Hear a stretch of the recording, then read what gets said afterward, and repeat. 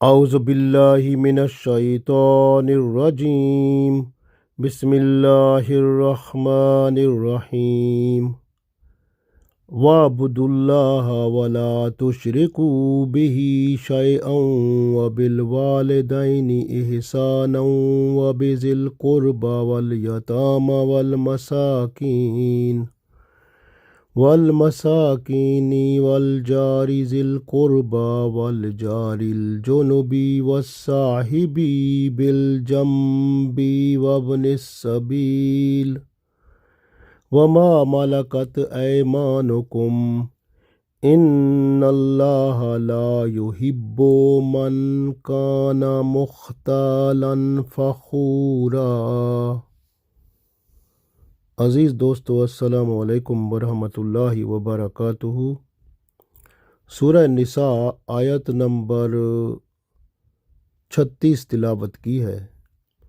اس آیت میں اللہ تعالیٰ شرک سے پاک عبادت الہی کا درس دیتے ہیں۔ حقوق العباد کی بعد میں بات فرماتے ہیں اور اس کی تلقین فرماتے ہیں کہ والدین، رشتہ دار، یتیم، مسکین، ہمسائے جو قریبی ہوتے ہیں یا دور کے ہوتے ہیں، یہ رشتہ دار ہوں یا غیر رشتہ دار، مسلمان ہوں یا غیر مسلم ہوں، ہمسایوں کے ساتھ بھی ان سب کے ساتھ حسن سلوک کرو، اور ساتھ آپ کے جو دائیں بائیں بیٹھتے ہیں یا ہم مجلس ہوتے ہیں یا آپ کے کام میں شریک ہوتے ہیں، ان کے ساتھ بھی حسن سلوک کرو، مسافروں کے ساتھ بھی، اور جو آپ کے زیر سایہ ہیں، جو آپ کے محتاط ہیں، ان کے ساتھ بھی، جیسے اولاد ہے، نوکر ہیں، محتاط ہیں، تو ان سب کے ساتھ بھی حسن سلوک سے پیش آؤ۔ تو اللہ تعالیٰ نے اس آیت میں یہ بہت بڑا حکم عطا فرمایا ہے۔ پہلا حکم جو ہے وہ یہی ہے کہ اللہ کے ساتھ عبادت میں کسی اور کو شریک نہ کرو۔ اس کو پڑھتے ہیں پتہ چل جائے گا۔ ارشاد باری تعالیٰ ہے، وَاعْبُدُوا اللَّهَ، اور عبادت کرو اللہ کی، وَلَا تُشْرِكُوا، اور شرک نہ کرو، بِهِ شَيْئًا، یعنی کسی چیز کے ساتھ، یعنی اللہ کے ساتھ کسی چیز کو شرک میں نہ ملاؤ، یعنی اللہ کے ساتھ کسی چیز کو شریک نہ کرو۔ وَاعْبُدُوا اللَّهَ وَلَا تُشْرِكُوا بِهِ شَيْئًا، کیا حکم ہوا کہ اور اللہ کی عبادت کرو اور اس کے ساتھ کسی چیز کو شریک نہ بناؤ۔ وَبِالْوَالِدَيْنِ إِحْسَانًا، اور والدین کے ساتھ احسان کرو، حسن سلوک رکھو۔ وَبِذِي الْقُرْبَى، اور جو رشتہ دار ہیں ان کے ساتھ بھی حسن سلوک سے پیش آؤ، احسان کرو۔ وَالْيَتَامَى، اور یتیموں کے ساتھ بھی حسن سلوک رکھو۔ وَالْمَسَاكِينَ، اور مسکینوں کے ساتھ بھی۔ وَالْجَارِ ذِي الْقُرْبَى، اور ہمسائے جو آپ کے رشتہ دار ہیں ان کے ساتھ بھی حسن سلوک سے پیش آؤ۔ والجار الجنبی، اور وہ ہمسائے جو آپ کے رشتہ دار نہیں ہیں، چاہے وہ غیر مسلم ہوں یا مسلم ہوں، ان کے ساتھ بھی حسن سلوک رکھو۔ والصاحبی بالجنبی، اور جو آپ کے ساتھ بیٹھنے والا ہے اس کے ساتھ بھی حسن سلوک رکھو۔ آپ کے ساتھ بیٹھنے والا سے مراد ہے ہم مجلس میں، اگر آپ کسی مجلس میں بیٹھے ہیں، جو آپ کے ساتھ بیٹھا ہے دائیں بائیں آگے پیچھے، ان کے ساتھ بھی حسن سلوک سے پیش آؤ۔ اور جو اگر کہیں آپ کام کرتے ہیں تو آپ کا کولیگ ہے جو کام آپ کے ساتھ کرتا ہے، تو اس کے ساتھ بھی حسن سلوک سے پیش آؤ۔ آپ بس میں، ٹرین میں یا کسی چیز میں سفر کر رہے ہیں تو آپ کے ساتھ جو بیٹھے ہیں دائیں بائیں تو آگے پیچھے، ان سب کے ساتھ بھی حسن سلوک سے پیش آؤ۔ یہ ساتھ بیٹھنے والے ہیں، والصاحبی بالجنبی میں آتے ہیں سب۔ اسی طرح آگے فرمایا وابن السبیل، اور جو مسافر ہے، وابن السبیل یعنی جو مسافر ہے اس کے ساتھ بھی حسن سلوک سے پیش آؤ۔ वमा मलकत ऐमानुकुम, और जो मलकियत हैं, ऐमानुकुम यानी जो आपके कब्ज़े में हैं, यानी कौन, औलाद आपकी, उसके साथ हुस्न सलूक से पेश आओ। नौकर जो हैं आपके, उनके साथ हुस्न सलूक से पेश आओ। फिर महताहत जो हैं उनके साथ जो हैं उनके साथ भी हुस्न सलूक से पेश आओ। तो इस तरह से यानी अल्लाह ने हुक्म दिया कि आप सब के साथ हुस्न सलूक से पेश आओ, क्योंकि पहले तो ग़ुलाम होते थे, लौंडियाँ होती थी, अब तो नहीं है। लेकिन अब जो नौकर हैं या औलाद आपके महतात हैं या आप अफसर हैं तो आपके महतात और हैं, तो उन सब के साथ भी आप हुस्न सलूक से पेश आओ। इन्नल्लाह, बेशक अल्लाह ताला, ला युहिब्बु, अल्लाह पसंद नहीं करता, मोहब्बत नहीं करता उस बंदे से, मन काना, जो बंदा, मुख्तालन फ़खूरा, मुख्तालन फ़खूरा यानी जो मगरूर और मुतकब्बिर होता है, अल्लाह ताला उसको पसंद बिल्कुल नहीं करता। तो इसलिए गरूर अपने अंदर ना डालो, ना तकब्बुर डालो। आप बड़े नहीं हो, बड़ी ज़ात अल्लाह की है। आप सब के साथ आजिज़ी के साथ हुस्न सलूक से पेश आओ, ये अल्लाह ताला चाहते हैं। तो इस आयत में बहुत सारे दर्स हैं। तो सबसे पहला जो अल्लाह ने हमें सबक दिया है वो है वाबुदुल्लाह वला तुशरिकू बिही शैआ, यानी वाबुदुल्लाह, और अल्लाह की इबादत करो, वला तुशरिकू, और उसके साथ शरीक ना करो, बिही शैआ, उसके साथ किसी चीज़ को भी शरीक ना करो। तो ये आज हम इसी को पढ़ेंगे। तो इंशाअल्लाह फिर अगले हिस्से में इसके और आगे वालिदैन के बारे में। तो शिरक सबसे बड़ा गुनाह है, यानी शिरक वो गुनाह है जो अल्लाह कभी माफ़ नहीं करेगा। इसलिए फरमाया गया अश्शिरक ज़ुल्मुन अज़ीम, शिरक बहुत बड़ा जुल्म है। अल्लाह की इबादत में किसी को शरीक ना करो, यानी सिफ़ात में भी, एतक़ाद में भी। जो मखलूक है ये सब अल्लाह की बनाई हुई है, उसको अल्लाह के बराबर ना लाओ। इस आयत में अल्लाह ताला ने हकूकुल इबाद से पहले हकूकुल्लाह का ज़िक्र फरमाया है। अल्लाह का सबसे बड़ा हक बंदे पर यह है कि वो खालिस अल्लाह की इबादत करे, अल्लाह की इबादत में किसी को भी शरीक ना करे। इसकी बड़ी हिकमत यह है कि जिस शख्स को अल्लाह ताला का खौफ और उसके हक के अदा करने का एहसास ना हो, वो कब दूसरे किसी शख्स के हकूक़ का एहतमाम कर सकता है। उससे क्या उम्मीद की जा सकती है कि वह हकूकुल इबाद खलूस दिल से अदा करेगा। इंसान को हकूक़ की अदायगी पर मजबूर करने वाली चीज़ अल्लाह का खौफ और तकवा है, जो तौहीद से ही मिलता है।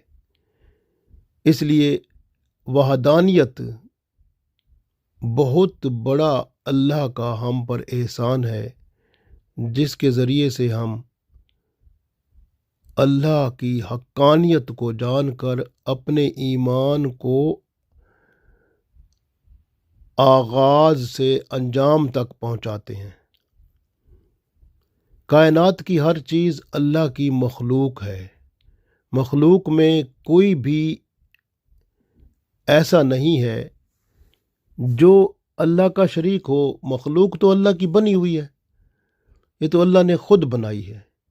मखलूक में कोई भी अपनी ज़ात के लिए किसी नफ़ा नुकसान या मौत, हयात या दोबारा उठने पर कुदरत नहीं रखता, क्योंकि ये सब कुदरत अल्लाह के पास है। अल्लाह अला कुल्ले शैन कदीर है, हर चीज़ पर कादिर है। अल्लाह का ना कोई शरीक है, ना कोई उसका मददगार है, और ना कोई उसका मुआविन है। अल्लाह ताला की इबादत में इखलास ज़रूरी है, जो बहुत ही अहम है। अल्लाह ताला ने ही इंसान और انسان کو پیدا فرمایا، اس کی تمام ضرورتوں کو پیدا فرمایا، پھر ان سب ضرورتوں کو پورا فرمایا ہے، اور پورا اللہ فرما رہا ہے، قیامت تک سلسلہ چلتا رہے گا۔ اللہ وحدہ لا شریک ہے، وہی رزق دینے والا ہے، وہی حفاظت کرنے والا ہے۔ ہر قسم اور ہر شکل کی عبادت صرف اللہ کے لیے ہے، جو رسولی طریقے کے مطابق ہو صلی اللہ علیہ وسلم۔ اس طرح سے شرک سے بچنا بہت ضروری ہے۔ شرک دو طرح کا عام طور پر ہے۔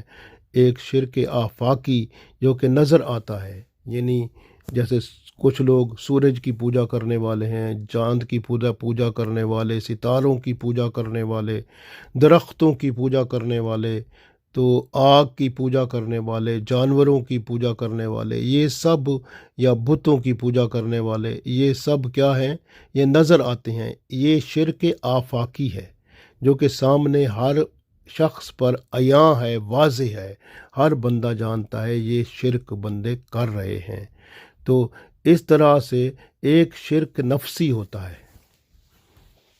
شرک نفسی یعنی اپنی نفسانی خواہشات کی پوجا کرنا، اپنی نفسانی خواہشات کے پیچھے پڑ جانا، انہی کو پورا کرنا۔ بت، شجر، حجر، یہ کوئی نبی ہو، ولی ہو، زندہ چیز ہے، مردہ چیز ہے، کوئی رب نہیں ہے، کوئی اللہ نہیں ہے۔ اللہ وحدہ لا شریک ہے، وہی عبادت کے لائق ہے۔ اسی لیے کہا گیا وَاعْبُدُوا اللَّهَ، اللہ کی عبادت کرو۔ ہم پڑھتے ہیں قُلْ هُوَ اللَّهُ أَحَدٌ، کہہ دیں وہ اللہ ایک ہے، اللہ الصمد، اللہ بے نیاز ہے، لم یلد ولم یولد، نہ وہ کسی کی اولاد ہے، نہ کوئی اس کی اولاد ہے، ولم یکن لہ کفوا احد، اور نہ کوئی اللہ کی برابری کرنے والا ہے۔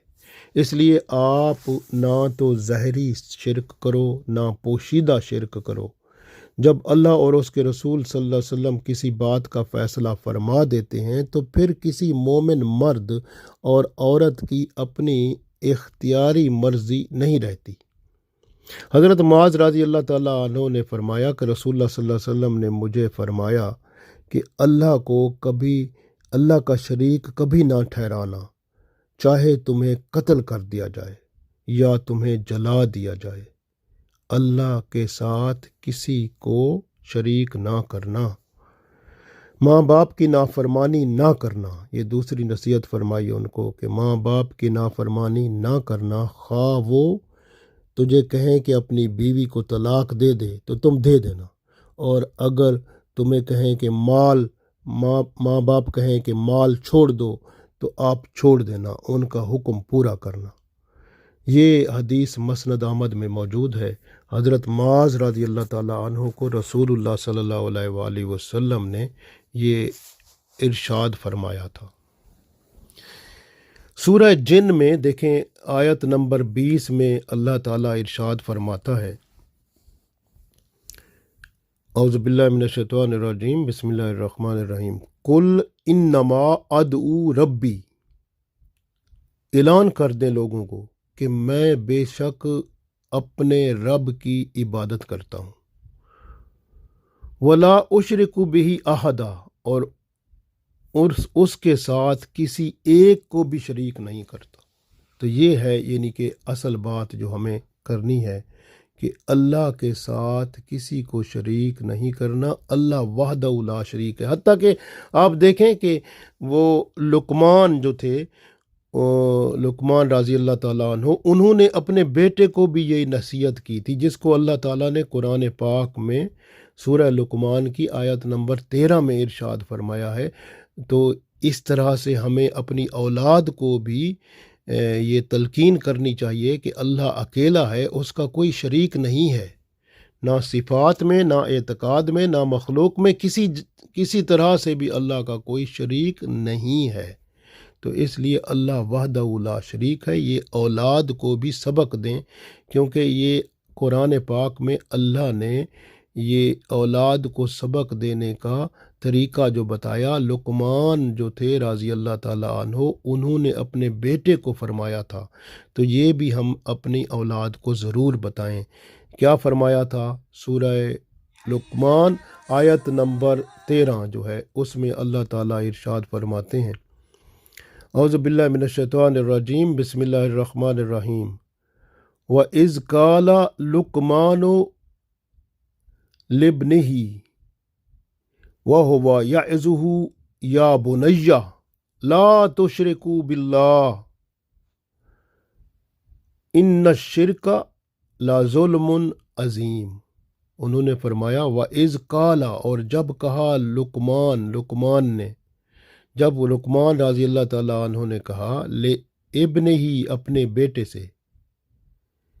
اپنے بیٹے سے کہا، وَهُوَ يَعِظُهُ، اور پھر انہوں نے نصیحت فرمائی، کیا؟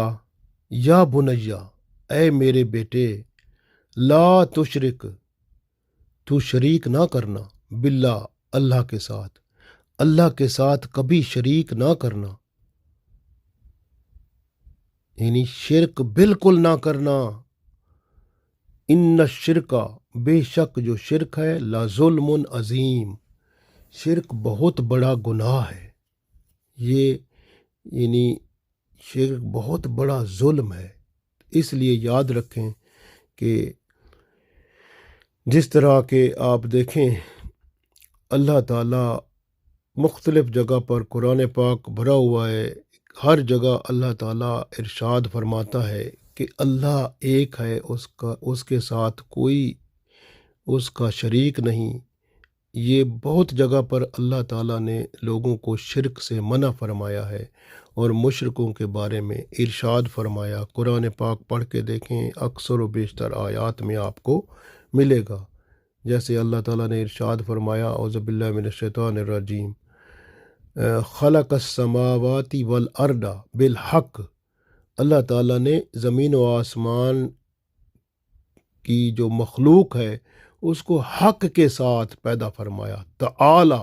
تعالی کا مطلب ہے اللہ سب سے بلند ہے، اما یشرکون، اس بات سے بلند ہے کہ اس کے ساتھ کسی کو شریک کریں۔ اللہ تعالیٰ شرک سے بالکل پاک ہے، یاد رکھیں۔ اللہ تعالیٰ ہر گناہ بخش دے گا لیکن شرک کو کبھی نہیں بخشے گا، کیونکہ سورہ نساء کی آیت نمبر 116 پڑھ لیں، ارشاد باری تعالیٰ ہے، اعوذ باللہ من الشیطان الرجیم، بسم اللہ الرحمن الرحیم، ان اللہ لا یغفر ان یشرک بہ، ان اللہ، بے شک اللہ تعالیٰ، لا یغفر، بخشے گا نہیں، ان یشرکا، اس کو جو شرک کرتا ہے، بہی، اس کے ساتھ، یعنی جو اللہ کے ساتھ شرک کرتا ہے اس کو اللہ کبھی نہیں بخشے گا، وَيَغْفِرُ، اور بخش دے گا، مَا دُونَ ذَلِكَ، اور اس کے علاوہ ہر ایک کو بخش دے گا، لِمَن یشاء، جس کو چاہے گا، یعنی جس بات کو اور چاہے گا اللہ تعالیٰ بخش دے گا، لیکن شرک کو اللہ کبھی نہیں بخشے گا۔ وَمَن یُشْرِک بِاللَّهِ، اور جو بندہ اللہ کے ساتھ شرک کرتا ہے، فقد ضل ضلالا بعیدا، وہ بہت بڑی گمراہی، دور کی گمراہی میں جا پڑتا ہے، یعنی اس کو پھر کوئی راستہ ملتا ہی نہیں ہے۔ اس لیے شرک بہت بڑا گناہ ہے، اس سے بچنا ہے اور اپنی اولاد کو بچانا ہے، کیونکہ سورہ توبہ میں دیکھیں اللہ تعالیٰ یہاں تک فرماتا ہے، یا ایھا الذین آمنوا، اے ایمان والو، انما المشرکون نجس، جو شرک کرنے والے ہیں نا مشرک، وہ پلیت ہیں، نجس ہیں، تو شرک کرنے والا پلیت ہوتا ہے، نجس ہوتا ہے، تو یہ اس طرح کا معاملہ ہے، یعنی اللہ تعالیٰ پاک ہے اور پاک چیزوں کو پسند کرتا ہے، اور جو شخص اللہ کے ساتھ شریک کرتا ہے وہ پاک نہیں رہتا، وہ پلیت ہو جاتا ہے۔ اس لیے وہ شخص جو اللہ کے ساتھ شریک کرتا ہے وہ پلیت ہوتا ہے، اس کے ساتھ تعلق احتیاط سے کرنا پڑتا ہے، صرف دنیاوی ضروریات کے مطابق، اور نہ اس کو اپنا دوست بنانا ہوتا ہے، نہ رازدار اس کو بنانا ہوتا ہے، بلکہ اللہ نے بہت ساری جگہوں پر ارشاد فرمایا کہ ایسے لوگ جو اللہ کے دشمن ہیں وہ آپ کے دوست کیسے ہو سکتے ہیں؟ تو اس لیے اللہ کے حکم کے مطابق چلیں، اور یاد رکھیں کہ ہم ملت ابراہیم پر ہیں، اور ابراہیم علیہ السلام بھی شرک سے پاک تھے، اور جس طرح کہ اللہ نے ارشاد فرمایا سورہ انعام کی آیت نمبر 161 میں، فرمایا اعوذ باللہ من الشیطان الرجیم، قل اننی، کہہ دیجئے کہ بے شک میں، ہدانی، کہ بے شک مجھے راہ دکھائی، ہدایت دی، ربی، میرے رب نے، بے شک میرے رب نے ہدایت دی، الی صراط مستقیم، بے شک میرے رب نے مجھے صراط مستقیم پر ہدایت عطا فرمائی، دینن قیمم، ملت ابراہیم حنیفہ، یہ وہ دین ہے جو قائم رہنے والا ہے، اور ابراہیم علیہ السلام اسی دین پر تھے، وہی مجھے عطا ہوا، میں شکر گزار ہوں اللہ کا، وما کان من المشرکین، اور ابراہیم علیہ السلام مشرک نہیں تھے، شرک کرنے والے نہیں تھے۔ قل اننی ہدانی ربی الی صراط مستقیم دینن قیمم ملت ابراہیم حنیفہ وما کان من المشرکین۔ اللہ تعالیٰ نے ارشاد فرمایا، بتا دیں لوگوں کو، کہہ دیں کہ مجھے اللہ تعالیٰ نے صراط مستقیم، سیدھا راستہ دکھا دیا ہے، مجھے سیدھے راستے پر ہدایت عطا فرما دی ہے، اور ایک ایک دین مستحکم جو ابراہیم علیہ السلام کا دین ہے، یکسو ہو کر مجھے اس پر گامزن کر دیا ہے، اور ابراہیم علیہ السلام مشرکوں میں سے نہ تھے۔ حنیفہ کا مطلب ہوتا ہے کہ وہ جیسے دل و جان سے ہر رگ جسم کا ہر حصہ اس دین کے ساتھ جڑ جائے، تو ابراہیم علیہ السلام اس طرح سے اللہ کے دین کے ساتھ جڑے تھے، شرک سے پاک تھے، تو مجھے بھی اللہ تعالیٰ نے ایسا کر دیا ہے۔ اب دعا کیا کریں کہ اللہ ہمیں اس پر قائم و دائم فرمائے، اور یہ آیت اکثر و بیشتر پڑھا کریں، اس کے ذریعے سے بھی اللہ تعالیٰ بندے کو شرک سے پاک رکھتا ہے۔ اللہ تعالیٰ ہمیں ہر قسم کے شرک سے پاک فرمائے، کیونکہ بہت ساری مخلوق جو ہے وہ شرک میں مبتلا ہے۔ خاص طور پر آپ دیکھیں کہ بہت سارے ایسے لوگ ہیں جو کہ مختلف نفسانی شرک میں مبتلا ہیں، یعنی کسی نے کسی کو اپنا اتنا تک محبت کرتے ہیں کہ اس کو اللہ استغفر اللہ برابر، اللہ کے برابر لے جاتے ہیں۔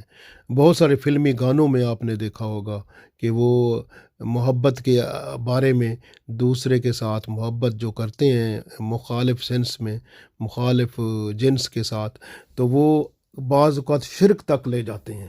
تو اس طرح سے یہ سب گناہ ہیں، اور یہ میڈیا جو ہے اس میں اکثر و بیشتر جو ہے گناہ ہی گناہ ہے۔ اس لیے آپ اپنے طور پر غور کیا کریں اور دیکھا کریں، اور اللہ سے دعا کیا کریں کہ اللہ تعالیٰ آپ کو ہر قسم کے شرک سے محفوظ فرمائے، اور پاک رکھے ہر قسم کے شرک سے، اور ہمارا خاتمہ بھی شرک سے پاک، اللہ وحدہ لا شریک کی خالص عبادت کے ساتھ اور ایمان کامل کے ساتھ خاتمہ فرمائے، آمین۔